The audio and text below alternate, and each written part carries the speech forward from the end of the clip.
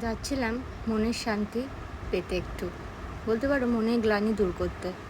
আমরা মায়েরা জানো তো, খিদে পেলেও বলি যে আজকে আমার খিদে নেই।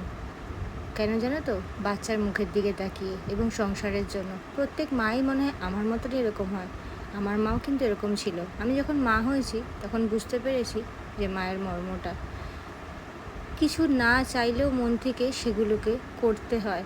কেন জানো তো? বাচ্চার খুশির জন্য। রান্না বান্না সব কিছুই।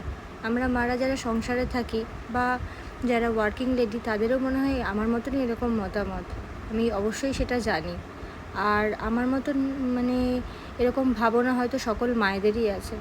তাই জন্য আজকে গেছিলাম, তোমরা সবাই দেখে বুঝতে পারবে কোথায় গেছিলাম। হ্যাঁ, আরেক মায়ের কাছে গিয়ে মনের যা যা দুঃখ ছিল ভগবানকে বলে এসেছি।